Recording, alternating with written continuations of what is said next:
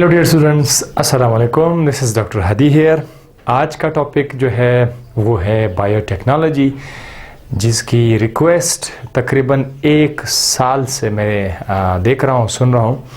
Students कह रहे हैं कि हमें बायोटेक्नोलॉजी का चैप्टर पढ़ा है। तो फाइनली हम बायोटेक्नोलॉजी के चैप्टर से मेन जो टॉपिक्स है वो आपको पढ़ाएंगे। और इस चैप्टर को समझने के लिए किसी भी स्टूडेंट को मैं ये सजेशन देना चाहूँगा कि डीएनए का समझना लाजमी है। और डीएनए के बारे में मैंने काफ़ी लेक्चर्स रिकॉर्ड किए हुए हैं।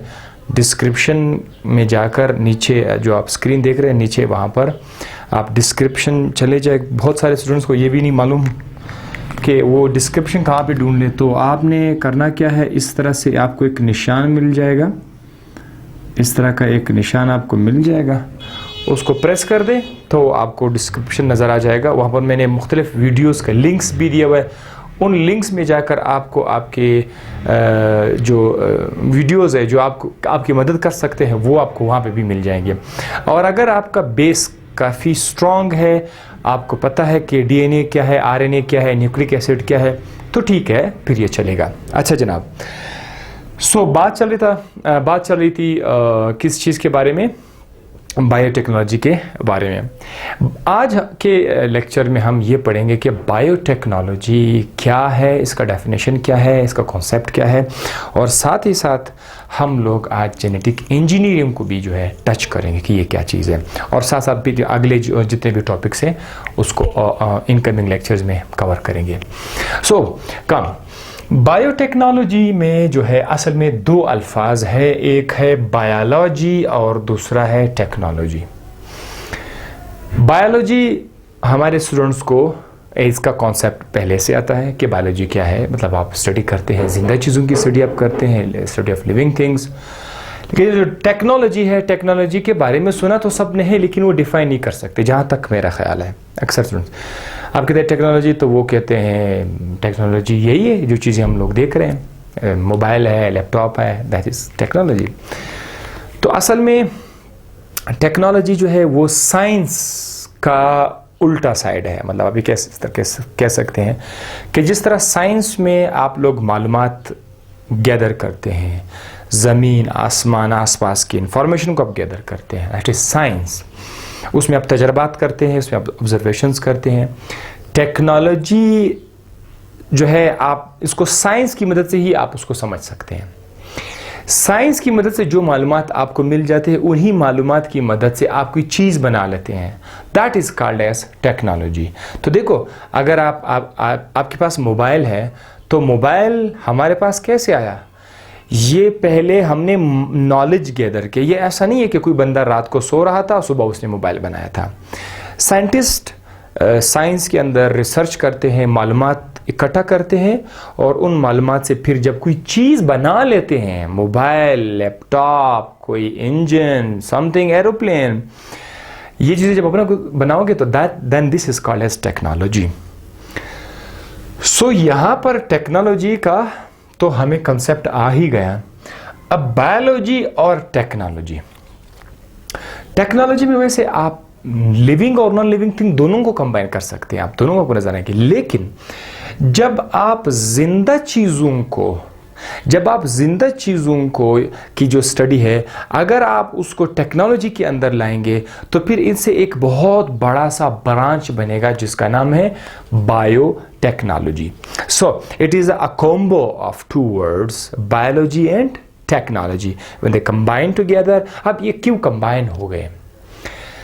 इंसानों के फायदे के लिए, इंसान के फलाह बहबूद के लिए हमने कुछ काम की चीज़ें बना ली, कुछ ज़रूरत की चीज़ें बना ली। वो जो ज़रूरत के अशिया है जो इंसान के फ़ायदे के लिए हैं, वो हमें सिर्फ बायोलॉजी से नहीं मिले, ना वो सिर्फ हमें टेक्नोलॉजी से मिले। जब हमने बायोलॉजी, जिंदा चीज़ों को टेक्नोलॉजी के साथ कंबाइन किया, उस कम्बिनेशन के बाद हमें ज़रूरत की चीज़ें मिल गई, समथिंग वेरी इंपॉर्टेंट प्रोडक्ट्स हमें मिल गए, जिसकी वजह से हमने बायोलॉजी को टेक्नोलॉजी के साथ कंबाइन किया। इस तरह हमारे पास बायोटेक्नोलॉजी आ गया। एक बहुत ही आसान डेफिनेशन बायोटेक्नोलॉजी का, एक तो बोर्ड पर आ गया कि it is a combination of biology and technology. ये बायोटेक्नोलॉजी एक ओल्ड ट्रेडिशनल बायोटेक्नोलॉजी भी है, एक न्यू जो बायोटेक्नोलॉजी। हम ओल्ड बायोटेक्नोलॉजी की तरफ थोड़ा सा जाते हैं। जब आप बहुत ओल्ड टाइम में चले जाते हैं, वहाँ पर बायोटेक्नोलॉजी का मतलब ये था कि जब आप ब्रेड बना लेते, ज़्यादा से ज़्यादा आप ब्रेड बना लेते थे, या आप शराब बना लेते थे। शराब बनाने के लिए आप मुख्तलिफ़ किस्म के फ्रूट्स को आप यूज़ करते थे, उसे अल्कोहल बनाते, ठीक है। तो बिल्कुल वो बायोटेक्नोलॉजी है, ठीक है। वहाँ पर आप यूज़ कर सकते हैं लिविंग थिंग्स को, और प्रोडक्ट भी आप ले रहे हैं। लेकिन जो करंटली मॉडर्न बायोटेक्नोलॉजी है, मॉडर्न बायोटेक्नोलॉजी में हम लोग क्या करते हैं, हम जिंदा बॉडी के अंदर जो डीएनए है, डीएनए को हम लोग यूज करते हैं स्पेसिफिकली। तो अब यहां से क्या, ये मॉडर्न में, पहले मतलब आप पहले जो बायोटेक्नोलॉजी थी उसमें आप डीएनए का लफ्ज अब यूज नहीं कर सकते, मतलब वो थोड़ा सा फिजिकल था। आप कोई चीज बना रहे हैं, मतलब शराब बना रहे हैं, उसके लिए आपको इतना मॉलिक्यूलर लेवल पे जाने की ज़रूरत नहीं है। लेकिन जैसे जैसे वक्त गुजरता गया, हमने वो जो ओल्ड बायोटेक्नोलॉजी का कॉन्सेप्ट था, उसके अंदर हमने एडवांस टेक्निक्स लाए। एडवांस टेक्निक्स में क्या है कि हम डीएनए को मैनिपुलेट करेंगे। डीएनए, जैसे मैंने पहले भी लेक्चर के शुरू में कहा था कि जब तक आपको डीएनए या न्यूक्लिक एसिड समझ में नहीं आ रहा है तो इस वीडियो से आपको फ़ायदा नहीं मिलेगा। सो डीएनए न्यूक्लिक एसिड को अच्छी तरीके से समझने के बाद ये आपको समझ आएगा। जैसे कि मैं बताया कि डीएनए या न्यूक्लिक एसिड एक जिंदा चीज़, पूरा जिंदा जिस्म का एक ऐसा मेमोरी कार्ड है, एक ऐसा यूएसबी है जिसके अंदर पूरे जिंदा जिस्म की पहचान है उस छोटे से मेमोरी के अंदर। जिस तरह आपके पास इतना छोटा सा मेमोरी कार्ड है, उस मेमोरी कार्ड के अंदर आपके पास दुनिया है जहाँ के फाइल्स आपने रखे हुए हैं। तो हमारे जिस्म का जो सारा डेटा है वो हमारे बॉडी के अंदर एक छोटे से जगह के अंदर जो है उसको सेव किया गया, दैट इज न्यूक्लिक एसिड, जिसे हम लोग डीएनए बोलते हैं। सो बायोटेक्नोलॉजी का जो नया डेफिनेशन है वो अब ये भी हुआ कि बायोटेक्नोलॉजी में हम लोग क्या करते हैं, हम इंसानों के फ़ायदे के लिए ज़िंदा चीज़ को इस्तेमाल करते हैं। ज़िंदा चीज़ों को इस्तेमाल करने के बाद जो भी इंपॉर्टेंट प्रोडक्ट मिल जाते हैं वो इंसान के फ़ायदे में चले जाते हैं। और इसी बायोटेक्नोलॉजी में अगर हम उसको मॉडर्न की तरफ लेके जाए तो इसी बायोटेक्नोलॉजी का एक्सटेंशन हमें क्या मिलेगा। बायोटेक्नोलॉजी का जो एक्सटेंशन है वो है जेनेटिक इंजीनियरिंग। मतलब आप कह सकते हैं कि ये जो जेनेटिक इंजीनियरिंग है ये इसका एक्सटेंशन है। अब ये जेनेटिक इंजीनियरिंग है, ये क्या चीज़ है? जेनेटिक इंजीनियरिंग में हम लोग जेनेटिक मटेरियल, जिसको हम क्या कहते हैं, जिसको हम डीएनए कहते हैं, ठीक है, डीएनए को हम लोग मैनिपुलेट करते हैं। मैनिपुलेट का मतलब क्या? हम कई जगहों पर देखते हैं मैनिपुलेट का मतलब ये है किसी चीज़ को बड़े महारत से, अच्छे अंदाज से किसी चीज़ को यूज़ करना, इस्तेमाल करना, बस साइंस में इसका ये है। लेकिन कॉमन लैंग्वेज में आप किसी शख्स को धोखा देते हैं, किसी शख्स को आप गॉलिबल करते हैं, मतलब आप उसके साथ खिलवाड़ करते हैं, ठीक है, वो भी अब तुम्हें मैनिपुलेट किया गया, तो एक वो कॉमन लैंग्वेज में है। लेकिन यहाँ पर मैनिपुलेशन का मतलब ये है किसी चीज़ को बड़े महारत से इस्तेमाल करना, यूज़ करना। तो जिंदा बॉडी के अंदर क्या चीज़ मौजूद है? डीएनए मौजूद है। हम इसको क्या करेंगे? मैनिपुलेट करेंगे। This is called as genetic engineering. अब ये जो जेनेटिक इंजीनियरिंग है, इससे हमें मालूमात मिलेंगे, इससे भी हमें इंफॉर्मेशन मिलेंगे, और उन इंफॉर्मेशन से हम लोग फ़ायदा उठाएंगे बायोटेक्नोलॉजी में। इन इंफॉर्मेशन से हम फ़ायदा जब उठाएंगे तो वो किस में आएगा? वो बायोटेक्नोलॉजी में आएगा। तो ऐसा हो ही नहीं सकता कि ये दोनों अलग अलग हों, ये दोनों एक दूसरे के साथ है, genetic engineering and biotechnology. Genetic engineering के अंदर हम एक लफ्ज़ यूज़ करते हैं, एक और भी है, रिकॉम्बिनेंट डीएनए टेक्नोलॉजी। यहाँ पर है रिकॉम्बिनेंट डीएनए टेक्नोलॉजी। अब यहां पर देखें, इस लफ्ज ने क्या किया, इन कुछ अल्फाज ने इन दोनों को मिला के हमें दिखा दिया। डीएनए टेक्नोलॉजी आपने यहां पर पढ़ा था, टेक्नोलॉजी। रिकॉम्बिनेंट डीएनए तो डीएनए यहां से आया। अब रिकॉम्बिनेंट डीएनए टेक्नोलॉजी इन्हीं का बना हुआ लफ्ज़ है, जेनेटिक इंजीनियरिंग के अंदर है रिकॉम्बिनेंट डीएनए, और हम आपको बताएंगे कि ये क्या है रिकॉम्बिनेंट डीएनए टेक्नोलॉजी। इसके अलावा इसके लिए एक और लफ्ज़ भी हम लोग यूज़ करते हैं, वो क्या है, वो है जीन मैनिपुलेशन या genetic engineering, gene manipulation, gene manipulation, ये लफ्ज़ आपको पहले से हमने ऊपर पढ़ाया है। एक और भी है जेनेटिक मॉडिफिकेशन, ये अल्फाज के लिए यूज़ होते हैं। मतलब ये मैं इसलिए लिख रहा हूँ कि कुछ स्टूडेंट्स जो है वो ये मुख्तलिफ अल्फाज बुक्स में देख रहे हैं, परेशान हो जाएंगे, तो उनको परेशान होने की ज़रूरत नहीं, क्योंकि सब एक ही चीज़ है, genetic modification genetic engineering, gene manipulation genetic engineering, recombinant DNA technology, ये सारे के सारे जो है इसी से आए हुए, जेनेटिक इंजीनियरिंग से आए हुए। तो हम लोग क्या करेंगे, हम लोग अभी साथ से ज़्यादा हम लोग जेनेटिक इंजीनियरिंग के अंदर ही रहेंगे। जो भी टॉपिक हम पढ़ेंगे that will be about genetic engineering, क्योंकि इस चैप्टर में आगे अब जितना आप जाओगे हमारा काम होगा जेनेटिक डीएनए के साथ, ठीक है। तो या तो इंसान का डीएनए होगा या किसी और जानवर का डीएनए होगा। अच्छा जनाब, अब हम आ जाते हैं basic principle of recombinant DNA technology. अब मेन टॉपिक आपका भी शुरू होने वाला है।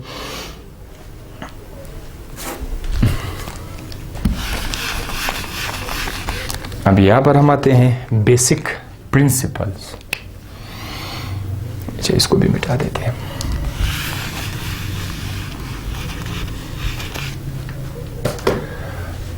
बेसिक principles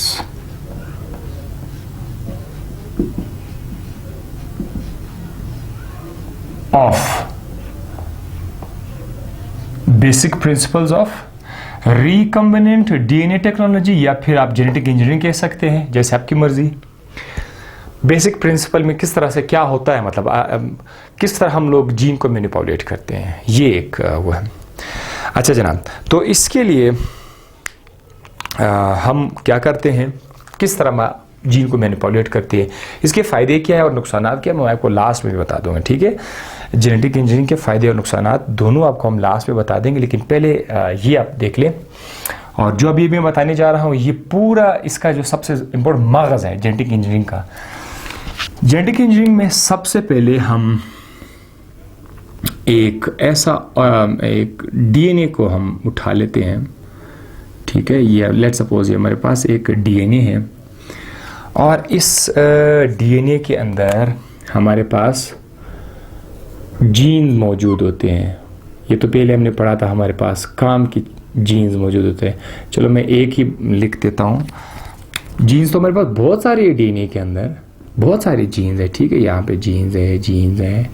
तो ये सिर्फ रेड कलर जो मैं शो कर रहा हूँ वो इसलिए ताकि आपको पता चले कि ये हमारे काम का जीन है, हमारी ज़रूरत की जीन है। इस जीन को हम मैनिपुलेट करना चाहते हैं। अब आप बोलेंगे यार सर, तो अभी तक न्यूक्लिक एसिड बोल रहा था, अब ये क्या हो रहा है? भाई जीन ही तो न्यूक्लिक एसिड है, जीन ही तो आपका डीएनए है, ठीक है। अब ये पूरा का पूरा आप ये समझ लीजिए कि ये एक डीएनए है, या अब आप ये कह सकते हैं कि ये आपके पास एक क्रोमोसोम के अंदर पड़ा हुआ डीएनए है। क्रोमोसोम भी तो चूंकि डीएनए से मिलकर बना हुआ है, और क्रोमोसोम या डीएनए आपको किसी जिंदा चीज ही से मिलेगा, और जिंदा चीज कोई भी हो सकता है। पूरी दुनिया में आप कोई भी जिंदा चीज उठा सकते हैं, ठीक है। इंसान, कोई बैक्टीरिया, कोई दूसरा जानवर, चूहा, गाय, बकरी, जो भी हो, जो भी जिंदा चीज हो, उसके अंदर तो क्रोमोसोम होगा कि नहीं होगा, तो सबको पता है। उस क्रोमोसोम के अंदर तो डीएनए होगा, और डीएनए मतलब उस डीएनए के अंदर जीन होंगे। सो ये जो एक जीन है, ये हमारे पास है डिजायर जीन, ये हमारे पास अपनी मर्जी के जीन है, और हम इस जीन को अब मैनिपुलेट करेंगे, इसकी इंजीनियरिंग करेंगे। तो इस एक तो ये हमारे पास आ गया, ठीक है। ये आपका डोनर है, आप ये भी कह सकते हैं, this is your donor. Donor मैं इसको क्यों यहाँ पे लिख रहा हूँ, क्योंकि ये दे रहा है, ये अपना जीन दे रहा है, डोनर। अच्छा, उसके बाद क्या करेंगे, उसके बाद हम यहाँ से उठाएंगे एक कैरियर का मतलब क्या है? कैरियर का मतलब है कैरियर ऑफ द जीन या डीएनए। यानी अब हमें एक ऐसा चीज़ चाहिए जो हमारे जीन को कैरी कर सके, एक जगह से दूसरी जगह वो हमारे जीन को कैरी कर सके। तो उसके लिए हम लोग क्या करेंगे? इसके लिए एक लफ्ज़ यूज़ करते हैं, वो है वेक्टर। अच्छा, carrier of gene is also called as vector. Vector एक फिजिक्स में हमने पढ़ा था कि क्या चीज़ है। फिजिक्स की तरफ हम नहीं जाएंगे। बायोलॉजी में वेक्टर का मतलब ये है कि हर वो चीज़ जिसकी मदद से हम एक जीन को कैरी करते हैं, ठीक है, कैरी को एक जगह से दूसरी जगह कैरी करते हैं। आपका जो जीन है इसको हमने कैरी करना है। कैरी करने के लिए आपको, जिस तरह एक पैसेंजर को आप गाड़ी में लेके जाते हैं, तो जीन को ले जाने के लिए आपको क्या चाहिए? आपको एक वेक्टर चाहिए। So this is called as a vector, carrier of gene. हमारे पास मुख्तलिफ चीज़ें हैं इसके लिए, और उसमें से सबसे मशहूर जो है वो है बैक्टीरियल प्लाज्मिड। बैक्टीरियल प्लाज्मिड ये हमारे पास है, ठीक है। बैक्टीरिया के बॉडी के अंदर अगर आपको मैं लिखवा दूं कि ये बैक्टीरिया का जिस्म है, this is one bacteria. Bacteria के पास एक क्रोमोसोम है, इसका पास अपना क्रोमोसोम है। इस क्रोमोसोम के अलावा एक और, आप क्रोमोसोम तो नहीं कह सकते इसको, सिर्फ सर्कुलर डीएनए कह सकते हैं। क्या कह सकते हैं? सर्कुलर डीएनए आप इसको कह सकते हैं। इस तरह का एक गोल किस्म का सर्कुलर डीएनए है, that is called as plasmid। ये जो है ये बैक्टीरिया के बॉडी के अंदर है, और बैक्टीरिया अक्सर इस प्लाज्मिड को यूज़ करते हैं अपने डिफेंस के लिए। उसके कई मुख्तलिफ काम होते हैं प्लाज्मिड के। हम लोग क्या करेंगे? हम लोग इस प्लाज्मिड को उठाएंगे, इसको इस्तेमाल करेंगे, इस प्लाज्मिड को। लेकिन इस्तेमाल करने से पहले मैं आपको ये बात बताता चलूँ कि वेक्टर का एक मशहूर एग्जाम्पल प्लाज्मिड है, लेकिन वेक्टर और भी है हमारे पास। वो मैं थोड़ा सा आपके सामने नाम शेयर करूं। वेक्टर दूसरे नंबर पर हमारे पास क्या है? बैक्टीरियोफेज भी है,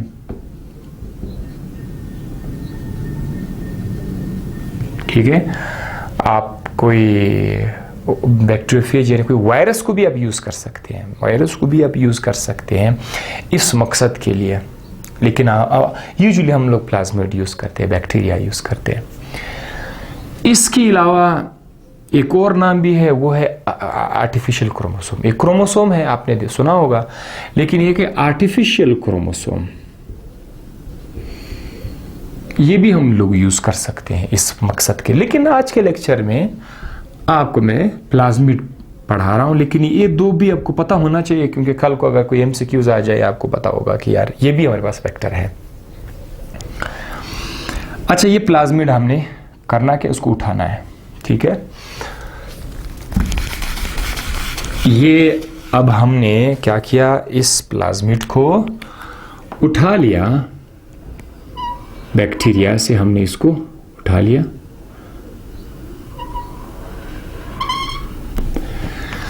बैक्टीरियल प्लाज्मिड है। अब हमें कुछ टूल्स चाहिए। देखो, जब काम करने के लिए आपको मुख्तलिफ किस्म का स्पैनर चाहिए, मतलब ज़रा कोई मैकेनिक है, मिस्त्री है, वो काम करने के लिए मुख्तलिफ किस्म के टूल्स इस्तेमाल करते हैं, ठीक, नट बोल्ट खोलने के लिए। तो जेनेटिक इंजीनियरिंग में आपको टूल्स चाहिए, लेकिन यहाँ पर हमें कोई स्पैनर वगैरह नहीं चाहिए। यहाँ पर हमें चाहिए मॉलिक्यूलर टूल्स। इसके लिए हम लफ्ज़ यूज़ करते हैं मॉलिक्यूलर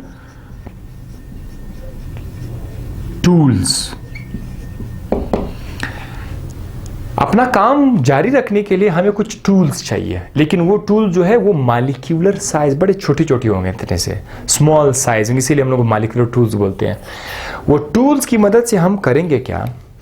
टूल की मदद से मोस्टली हम दो काम करेंगे। नंबर वन, डीएनए को कट करना, ठीक है। जैसे आमतौर पर आप किसी लकड़ी को काटते हैं, किसी एक्स से काट देंगे, कुल्हाड़े से, या फिर आप कोई भी चीज़ यूज़ करते हैं, छुरी से आप किसी चीज़ को काट सकते हैं ना। कंबाइन कर वापस उसको जोड़ने के लिए भी आप कोई चीज़ इस्तेमाल करोगे, टेप का यूज़ करोगे। तो इसी तरह यहाँ पर इस टेक्निक में हमने, क्योंकि ये भी डीएनए है, ये भी डीएनए है, ठीक है, दोनों डीएनए है हमारे पास, इनको आपने करना क्या है, काटना है और जोड़ना भी है। तो काटने और जोड़ने के लिए हमारे पास छुरी की ज़रूरत नहीं है यहाँ पर, ना हम लोग छुरी से कर सकते हैं, ना हमारे पास कैंची की ज़रूरत है। और अच्छा, आमतौर पर आप देखते हैं कि यार ये काम तो कैंची भी कर सकता है, अगर हम आम लाइफ में तो कैंची से ये काम कर लेते हैं, लेकिन ये चीज़ें इतने छोटे होते हैं, इन चीज़ों को काटने के लिए छोटे छोटे सीजर लाइक चीज़ें हमें चाहिए। तो that is called as molecular scissor. Scissor कैंची को बोलते हैं ना, तो यहाँ पर है मॉलिक्यूलर सीजर। यहाँ पर हम लोग एक लफ्ज़ यूज़ करेंगे, मॉलिक्यूलर सीजर। अच्छा, स्पेलिंग में अगर कोई मसला हो तो माफ़ कीजिएगा। सीजर जो है वो मॉलिक्यूलर सीजर होगा, बहुत ही छोटे साइज का होगा। तो ये हमारे पास क्या है, ये हमारे पास एंजाइम है, यानी मॉलिक्यूलर टूल हमारे पास क्या आ गए, एंजाइम हमारे पास है। मैं दरअसल एंजाइम के बारे में बात कर रहा हूँ, ठीक है, कि एंजाइम जो है वो हमारे पास मॉलिक्यूलर टूल्स है। ये एंजाइम वो दो फंक्शन करेंगे, डीएनए को काट देना और जोड़ देना, ठीक है। तो एंजाइम हमारे पास दो तरह के हैं, ये फिलहाल मैं यहाँ पे रुका हुआ हूँ, ठीक है, टूल्स आपको पढ़ा रहा हूँ। एंजाइम हमारे पास दो तरह के हैं, यहाँ पर है, एक का नाम है restriction endonuclease, restriction endonuclease, restriction endonuclease एक एंजाइम है, और दूसरा है डीएनए लाइगेज, डीएनए लाइगेज। ये जो रिस्ट्रिक्शन एंडोन्यूक्लियस है ये सीजर वाला रोल अदा करेंगे, कटिंग, और डीएनए लाइगेज जो है ये क्या करेगा, ये मिलाने वाला रोल अदा करेगा, joining, cutting and joining. Restriction endonuclease ये एक एंजाइम का फैमिली नाम है। रिस्ट्रिक्शन एंडोन्यूक्लियेजेस, मुख्तलिफ किस्म के एंजाइम इसमें शामिल हैं, लेकिन ये एंजाइम जो सबसे पहले हमने बैक्टीरिया की बॉडी में, ई कोलाई बैक्टीरिया का नाम है, जब हमने इसको वहाँ पर डिस्कवर किया तो पता है ये क्या कर रहा था ये एंजाइम, ये भी ज़रा सुनिए। जब हमने देखा कि एक बैक्टीरिया के बॉडी में एक वायरस आ गया है, बैक्टीरियोफेज आया हुआ है, वो बैक्टीरियोफेज के पास भी तो अपना डीएनए है, तो ये बैक्टीरियोफेज का डीएनए है। हमने देखा कि बैक्टीरियोफेज का डीएनए को मुख्तलिफ जगहों पर काट दिया गया था। पता चला स्टडी से कि बैक्टीरिया के अंदर ऐसा क्या है जिसने वायरस के डीएनए को तोड़ दिया था। तो वो था बैक्टीरिया के अंदर अपना एक एंजाइम है रिस्ट्रिक्शन एंडोन्यूक्लियेज। ये एंजाइम जो है ये वायरस के डीएनए को मुख्तलिफ मखसूस जगहों पे जो है उसने काट दिया था। यानी इसका ओवरऑल मकसद ये होगा कि वायरस बैक्टीरिया के सेल को नुकसान नहीं पहुंचाएगा। तो ये था इसकी हिस्ट्री रिस्ट्रिक्शन एंडोन्यूक्लियस का। हमने इस एंजाइम को अपने काम के लिए निकाला, टेक्नोलॉजी में लाया इसको, इस एंजाइम को रिस्ट्रिक्शन एंडोन्यूक्लियस। और ये बड़ा स्पेशल एंजाइम इसलिए है क्योंकि ये जब भी डीएनए को काटता है तो आंखें बंद करके हर जगह पे नहीं काटाएगा, उसको कट ऑफ नहीं करेगा, ये चंद मखसूस जगहों पे जाकर उसको तोड़ देगा आपका जो डीएनए, चंद मखसूस जगहों पर। और पता है इसके तोड़ने का स्टाइल क्या है, ये जब भी डीएनए को तोड़ देगा तो इस तरह से तोड़ देगा कि वहां पर आपको मिलेंगे स्टिकी एंड्स, इस तरह से स्टिकी एंड्स। स्टिकी एंड का मतलब इस तरह से है कि ये देखो, ये आपके पास एक अच्छा मैं थोड़ा सा उसको स्ट्रेट लिख लेता हूँ। ये आपके पास एक स्ट्रैंड है, ठीक है, और ये क्या करेगा, इसको इस तरह से ब्रेकअप कर देगा ऐसे।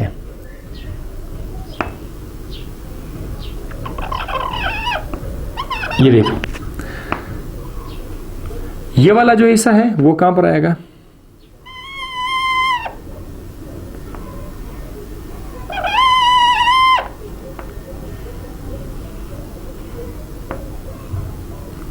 ऐसे, लाइक दिस।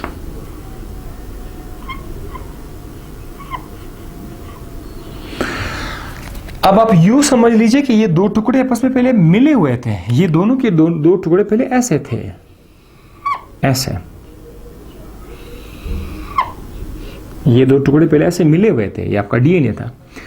लेकिन इसने जब इसको काट दिया तो यहां से देखे ऐसे, this is called a sticky and. Sticky and का मतलब ये है कि आप इन दोनों को आपस एक दूसरे के ऊपर कंबाइन कर सकते हैं। बिल्कुल ये फिट आ जाएगा। अगर आप इसके ऊपर रखोगे तो ये जाकर इसके अंदर बिल्कुल फिट आएगा। So these ends are called as sticky ends। और डीएनए को काटने का ये भी तो तरीका है कि ये एक डीएनए है, हम उसको इस तरह से काट दें, ऐसे ऐसे। मतलब ये भी तो डीएनए के टुकड़े हैं। लेकिन इसको जब आप वापस कंबाइन करोगे तो कॉम्बिनेशन में इसके मसला बनेगा। This is not called a sticky and, this is called a sticky and. तो हम लोग रिस्ट्रिक्शन एंडोन्यूक्लियस एंजाइम की मदद से क्या करेंगे? डीएनए को तोड़ देंगे। एक यहां पर जो प्लाज्मिड है, प्लाज्मिड को हम लोग थोड़ा सा जगह उससे काट देंगे। कितना जगह? इतना जगह जितना कि ये जीन है, ये जो आपका ये वाला डीएनए है, क्योंकि इसको हम नेक्स्ट टाइम ला के इधर फिट करने जा रहे हैं। तो ये एंजाइम क्या करेगा? ये इसका छोटा सा हिस्सा क्या करेगा? काट देगा, इसको काट देगा। थोड़ा सा मैं कोशिश कर रहा हूं कि आपको नजर आ जाए वो स्टिकी एंड। और यहां से हमने फिर से क्या किया, इस तरह से कुछ बना लिया ताकि आपको थोड़ा सा अंदाजा हो गया होगा कि ये जो प्लाज्मिड का एक छोटा सा हिस्सा है वो हम लोगों ने काट दिया रिस्ट्रिक्शन एंडोन्यूक्लियस एंजाइम की मदद से। कटा हुआ हिस्सा आप समझो कि कटा हुआ हिस्सा यहां पर आ गया आपका, ठीक है? समझे आप कि कटा हुआ हिस्सा वहां पर आपने छोड़ दिया, क्योंकि इसके जगह पर हम लोग क्या रखेंगे? यहां से जीन उठाएंगे। अच्छा, ये तो हो गया भाई, एंजाइम हो गए, टूल्स हो गए। तो मैं इसको दोबारा से मिटा रहा हूं। अब ये भी तो चूंकि डीएनए है, हम लोग यहां से इस जीन को काट देंगे रिस्ट्रिक्शन एंडोन्यूक्लियस एंजाइम की मदद से। तो ये यहां पर थोड़ा सा मैं इसको बड़ा करके लिखूंगा कि ये आपका जो जीन होगा वो कुछ इस तरह से शक्ल में हमारे पास आ जाएगा, ठीक है? अच्छा, इसको थोड़ा सा मुझे समथिंग लाइक दिस। सपोज ये वो जीन है जो आपके डीएनए से आया है, ठीक है? इसमें दो स्ट्रैंड्स नजर आ रहे हैं, ठीक है? तो ये दो स्ट्रैंड्स वाला जो जीन है, इसको अब हम लोग क्या करेंगे? इसको यहाँ पर इंसर्ट कर देंगे, क्योंकि इसके पास स्टिकी एंड्स है। ये भी स्टिकी एंड है, यहाँ पर भी स्टिकी एंड है। तो बड़े आराम से और बड़े अच्छे तरीके से जो ये जीन है ये यहाँ पर आके क्या हो जाएगा? फिट हो जाएगा। अब ये देखो, ये एक डीएनए था, बैक्टीरियल डीएनए। आज मैं थोड़ा स्लो बोल रहा हूँ। ये 100 में से कभी 1-2 ऐसे स्टूडेंट बोलते हैं कि सर आप बहुत स्लो जा रहे हैं, तो माजरत के साथ स्लो बोलना पड़ता है, आराम से, धीरे धीरे, क्योंकि जो फास्टनेस है वो सिर्फ शैतान नहीं की है, जल्दी जल्दी से कुछ हो जाए। बहुत सारे स्टूडेंट समझ में नहीं आएगा, टॉपिक ही है कुछ इस तरह से है। तो हमारे पास दो तरह के डीएनए है। एक तो ये जो कलर है ये बैक्टीरियल डीएनए है, सही? बैक्टीरियल डीएनए प्लाज्मिड का डीएनए है, number 1। This is called plasmid DNA. Number 2, इसमें आपको एक और डीएनए मिल रहा है, डोनर्स डीएनए, ये आपको मिल रहा है। तो दो डिफरेंट डीएनए आपके पास आ गए ना। जब 2 डिफरेंट डीएनए आपके पास आ जाएंगे, what we call it, this is called as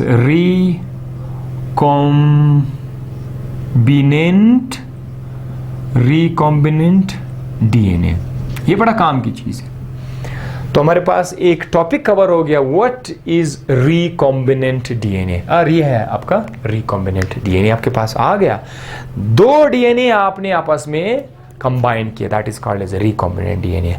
और बायोटेक्नोलॉजी या जेनेटिक इंजीनियरिंग में रिकॉम्बिनेंट डीएनए का बहुत बड़ा किरदार है। इसके बगैर टॉपिक ही कुछ अजीब सा हो जाता है, टॉपिक अधूरा हो जाता है, क्योंकि इसी रिकॉम्बिनेंट डीएनए की मदद से हम अपने इंपॉर्टेंट पर्पज ले सकते हैं। ठीक है, अच्छा जनाब, अब क्या हुआ, अब ये आपका वेक्टर तैयार है, जो पैसेंजर है गाड़ी में बैठ चुका है, अब हमने इसको ले जाना है, कहाँ पे ले जाना है, होस्ट के अंदर ले जाना है। ठीक है, इसको अभी हम लोगों ने कहाँ पे ले जाना है, होस्ट के अंदर ले जाना है। होस्ट जो है होस्ट कोई भी सेल हो सकता है, किसी का भी सेल हो सकता है, कोई बैक्टीरिया का सेल हो सकता है, किसी प्लांट का सेल हो सकता है, किसी एनिमल का सेल हो सकता है, किसी एनिमल का बॉडी हो सकता है। तो अगर आप ये रिकॉम्बिनेंट डीएनए अगर आप इसको बैक्टीरिया की बॉडी में ले जा रहे हैं, सपोज अगर आपने इसको रिकॉम्बिनेंट डीएनए को लेके गया, कहाँ पे लेके गया भाई, बैक्टीरिया के अंदर आपने लेके गया। ठीक है, ये आपने बैक्टीरिया के अंदर इसको लेके गया, तो ऐसे बैक्टीरिया का नाम जो है चेंज हो जाएगा। ठीक है, इसका नाम है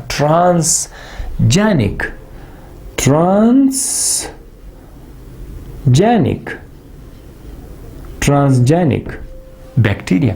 और अगर ये किसी प्लांट के अंदर गया तो ट्रांसजेनिक प्लांट, और अगर ये किसी एनिमल के अंदर गया तो ट्रांसजेनिक एनिमल। यानी आपको मुफ्त में 3 डेफिनेशन आ गया। What is transgenic bacteria, definition आ गया 1 line. What is transgenic bacteria, plant, transgenic animal, सबके सब आपके पास आ गया। टॉपिक में इस चैप्टर में एग्जांपल किसका दिया हुआ है, बैक्टीरिया का दिया हुआ है। तो बैक्टीरिया के पास, चलो भाई, ये तो बैक्टीरिया का अपना क्रोमोसोम, अपना डीएनए पहले से मौजूद है। ये जो प्लाज्मिड है, ये रहा प्लाज्मिड, ये जो प्लाज्मिड है, इस प्लाज्मिड के अंदर आपने जीन भी तो रखा हुआ है ना, तो ये जो जीन आपने इधर रखा हुआ है, अब ये बैक्टीरिया क्या करेगा, इसके लिए होस्ट है, इसके अंदर ये जो प्लाज्मिड है ये अपने आप को क्या करेगा, डबल कर देगा, 3 गुना 4 गुना। वो कैसे है, बैक्टीरिया ने तो रिप्रोड्यूस करना है, बहुत जल्दी रिप्रोड्यूस करना है। ये बैक्टीरिया कुछ देर में हो जाएगा 1 से 2 बैक्टीरिया हो जाएगा। ठीक है, 2 से ये बैक्टीरिया 3 हो जाएंगे, 3 से ये बैक्टीरिया 4 हो जाएंगे, 4 से ये 50 हो जाएंगे, 50 से ये 100 से 1000 थाउजेंड्स में बैक्टीरिया आ जाएंगे। हर बैक्टीरिया के अंदर आपको ये वाला प्लाज्मिड मिलेगा, हर बैक्टीरिया के अंदर आपको ये प्लाज्मिड मिलेगा, और उस प्लाज्मिड के अंदर आपका वो जीन भी मिलेगा, जो आपने इंसर्ट किया हुआ है। तो एक तो मल्टीप्लाई हो रहे हैं, आपका जो एक जीन जो आपने उठाया था वो जीन मल्टीप्लाई हो रहा है, बहुत सारे कॉपीज हमें मिल रहे हैं। ठीक है, जीन की एम्प्लीफिकेशन हो रही है, जीन एम्प्लीफाई हो रहा है 1।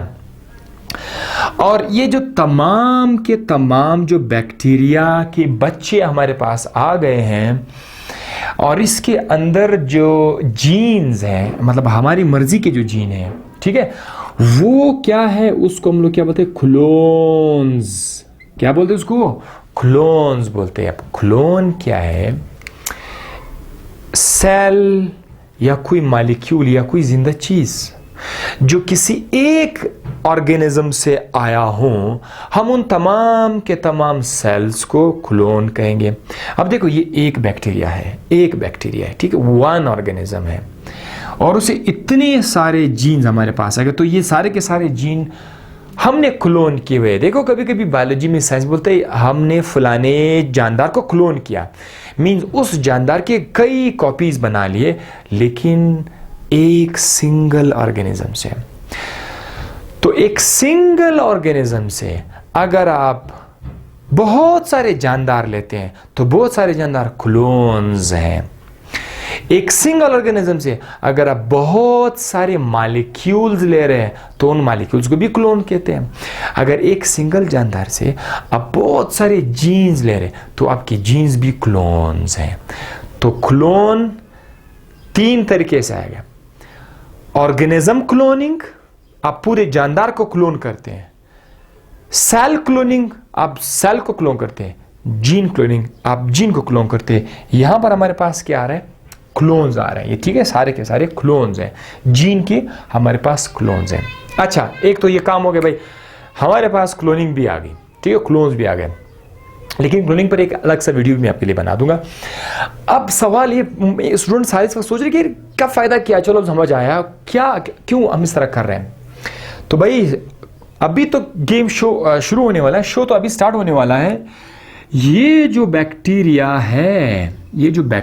है, जिसके पास अपना डीएनए तो है, और साथ ही साथ उसके पास क्या है, उसके पास प्लाज्मिड, और प्लाज्मिड के अंदर क्या मौजूद है? ये जीन मौजूद है। अब ये क्या करेगा? ये इस बैक्टीरिया के अंदर ये जो आपका डीएनए है, ये यहाँ पर अपने आप को क्या करेगा? ये अपने आप को एक्सप्रेस करेगा, अपने आप को शो ऑफ करेगा। ये जो जीन है, इस जीन की मदद से इसी बैक्टीरिया के अंदर प्रोटीन बनाना शुरू हो जाएगा। Protein product.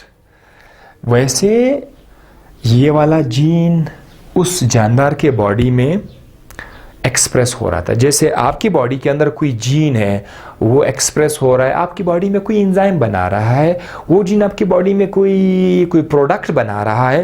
लेकिन ये जीन जब आपने बॉडी से निकाल के बैक्टीरिया के अंदर डाला, बैक्टीरिया के अंदर भी वो एक्सप्रेस होने लगा। ये ऐसा लग रहा है जैसे आप अंगूर का एक पत्ता सेब के दरख्त में डालकर सेब के दरख्त से अंगूर निकलना शुरू हो जाए। वैसे ये नामुमकिन है। सेब के साथ आप पैवंदकारी कर सकते हैं, अंगूर डिफरेंट कर सकते हैं। लेकिन मैं जैसे एग्जांपल बता रहा हूँ, ह्यूमन या किसी भी दूसरे जानदार का जीन आप किसी दूसरे जानदार के अंदर एक्सप्रेस कर लेते हैं, और उस जानदार के अंदर एक नई खूबी आ जाती है, एक नया करेक्टर आ जाता है।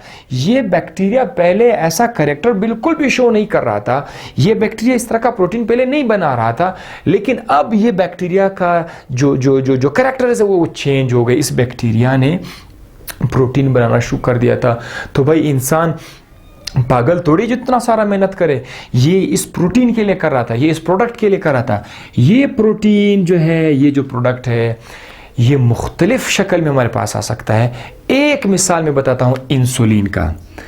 इंसुलिन एक ऐसा हार्मोन है जो शुगर के पेशेंट में शुगर कम करने के लिए यूज होता है। तो ये इंसुलिन पहले बहुत कम था जिसको शुगर की बीमारी होती थी, लेकिन आजकल हमारे पास इंसुलिन के इंजेक्शंस बहुत ज़्यादा पड़े हुए हैं। इस इंसुलिन की दवाई हमारे पास बहुत ज़्यादा है और हम इसे शुगर का इलाज करते हैं। तो देखो, इंसान के फायदे के लिए, इंसानों के फायदे के लिए हमने कितना सारा बंदोबस्त किया, प्रोडक्ट मिला। और ये तो प्रोडक्ट जो है ये बायोटेक्नोलॉजी में। अब आपको पता चला गया होगा कि हम यहाँ पर जिंदा चीज़ों को यूज़ करते हैं और साथ साथ टेक्नोलॉजी भी लाते हैं ताकि इंसानों के फ़ायदे के लिए कुछ मिल जाए। और इसी बायोटेक्नोलॉजी में आपने जेनेटिक इंजीनियरिंग देखा, यानी यही तो आप क्या कर रहे हैं, आप जीन को मैनिपुलेट कर रहे हैं, आप डीएनए को मैनिपुलेट कर रहे हैं, और रिजल्ट में फ़ायदेमंद चीज़ें मिल रही है इंसानों को। अच्छा, ये तो हो गया टॉपिक ख़त्म। जेनेटिक इंजीनियरिंग या बायोटेक्नोलॉजी के जो फायदे हैं वो आपको 4 जगहों पे नजर आएंगे। हेल्थ में इस फील्ड ने सेहत के जो शोबा है उसमें उसे काफ़ी इंप्रूवमेंट की। ऐसे जानदार जो सेहत के लिए ऐसे ड्रग्स, एंटीबॉडीज़ हमने बना लिए कि उसे हमने बीमारियों का इलाज करने लगे हम लोग। 1 नंबर 2 एग्रीकल्चर। ये जो बागात है, खेती बाड़ी है, ये भी पहले बहुत वीक हुआ करती थी, लेकिन इस टेक्निक की मदद से हमने ऐसे ज़बरदस्त किस्म के बीज बना लिए हैं कि उन बीज को अब बीमारी नहीं लगती, वो ज़्यादा ज़्यादा फसल देता है। एग्रीकल्चर में, ये तो मैं बड़ा सिंपल करके शॉर्टकट बता रहा हूँ, लेकिन अगर आप एग्रीकल्चर में जाएंगे, इसको देखेंगे तो बुक्स पर बनी हुई है, ठीक है। इसके अलावा इन्वायरमेंटल प्रॉब्लम्स को बहुत सारे सॉल्व किए हुए। इन्वायरमेंटल के अंदर गंद ज़्यादा होता है, उस पर सफाई करनी पड़ती है। हमने इन्वायरमेंट को ठीक ठाक रखने के लिए इस बायोटेक्नोलॉजी का भी हेल्प लिया। फॉर एग्जांपल, एक ख़ास किस्म का ट्रेन बैक्टीरिया हम लोगों ने बना लिए। वो बैक्टीरिया माहौल के अंदर जो जहरीला चीज़ें हैं उनको उन्होंने खाना शुरू कर दिया। तो इसी तरह से, अच्छा, फूड में अब चले जाए, फूड खाने के लिहाज से भी मुख्तलिफ चीज़ें बना ली बायोटेक्नोलॉजी की मदद से। तो हमारे पास में पैसा भी आ रहा है, हसरत भी आ रहा है, हम लोग ऐश व हसरत की ज़िंदगी गुजार रहे हैं बायोटेक्नोलॉजी। ये इंसान की नीड है, इंसान की जो है वो ख्वाहिश है कि हालात ठीक हो जाए, बहुत सारी चीज़ें आसानी से मिल जाए, मुख्तलिफ़ किस्म प्रोडक्ट में मिल जाए। तो इंसान ने क्या कि एक ख्वाहिश ज़ाहिर की कि यार मैं अपने लिए कुछ आसानी पैदा कर सकूं, उसने ये काम शुरू कर लिया। ये तो फ़ायदे हो गए। इसके नुकसान ये है कि हो सकता है अल्लाह ना करे कि फ्यूचर में इस तरह मुख्तलिफ़ जानदारों का जीन इस्तेमाल करते करते पता नहीं किस तरह के जानदार हमारे सामने आएंगे जो ख़ुद हमारे लिए मसला बनेगा। जैसे कि आजकल आप देख रहे हैं कोई लैब में कोई मूवीज़ बनते हैं, लैब में वो कोई वायरस बना रहे थे और वायरस उन्हीं के लिए अपना कोई मसला बन जाता है।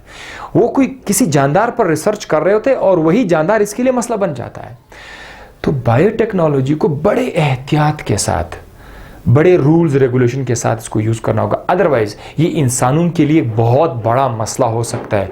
और हमें कहीं पर इधर उधर कोई झलकें इसकी नज़र आ जाती है। मूवीज़ में तो काफ़ी ये नज़र आ गया है, इंग्लिश मूवीज़ में, बॉलीवुड हॉलीवुड मूवीज़ में, कि किस तरह से ये रिवर्स चला जाता है, नेगेटिव में चला जाता है।